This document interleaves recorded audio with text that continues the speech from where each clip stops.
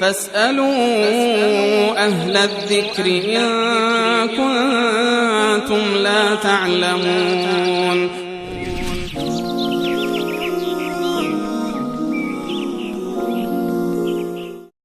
چهار شماره اخیرشون 9131 نوشتن که آیا آویزان کردن اسفند یا دود کردن آن برای رفع چشم زخم از نظر شرعی درست است؟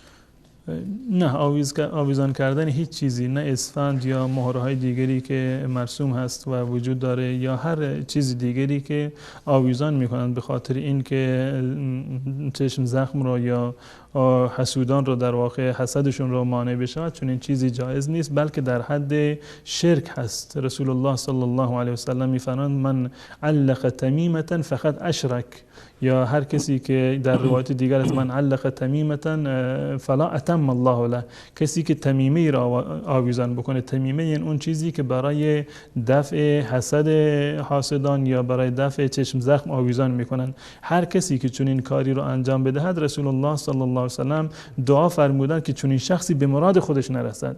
یا در بنابر روایات دیگر این در واقع در حد شرک هست که فقط اشرک.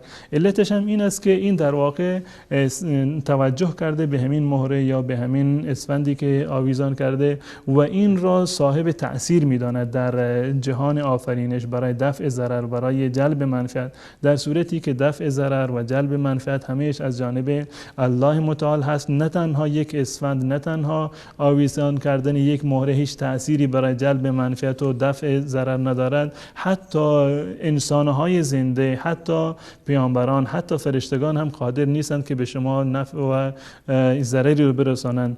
و این انسان مسلمان باید این اعتقادش کامل باشد، اونگونه که حدیث عبدالله ابن عباس رضی الله تعالی عنه است که حدیث بسیار معروفی هست که زمانی که عبدالله ابن عباس رضی الله تعالی عنه بچه کوچکی بودند، رسول الله صلی الله علیه و سلم این عقیده رو در قلب ایشون در واقع کاشتند و گفتن یا غلام انی اعلمک کلمات، ای پسر بچه من چند تا مطلب رو به تو یاد میدهم که احفظ الله یحفظک، الله را حفظ بکن الله متعال تو رو حفظ میکنه.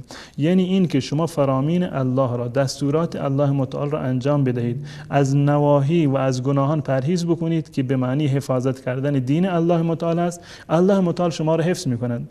تا حالا شما شنیده اید یا حداقلش کمتر شنیده اید که یک عالم دینی، یک کسی که حافظ قرآن است، یک کسی که پایبند نماز و عبادات هست، اون دچار سحر شده باشد یا دچار چشم زخم یا بقیه موارد شده باشد؟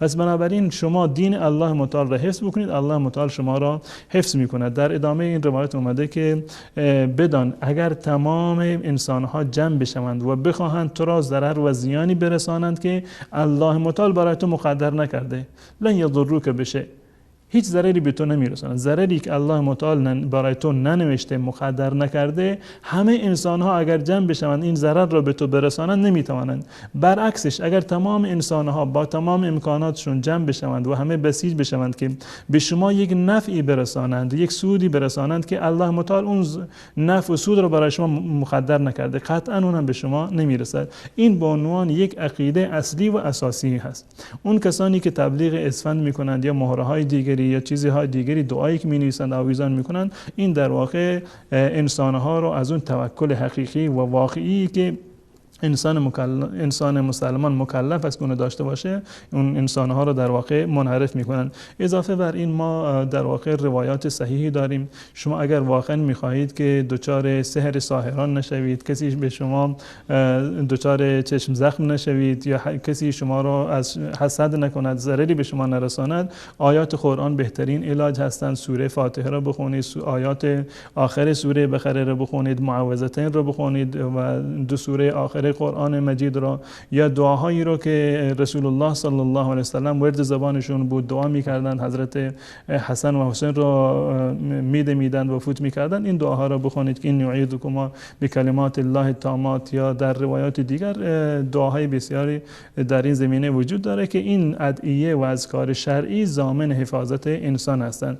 با اسفند و آویزان کردن چیزی دیگر هیچ حکمی تغییر نمی کند، بلکه خلاف شرع و در حد شرک به الله متعال است.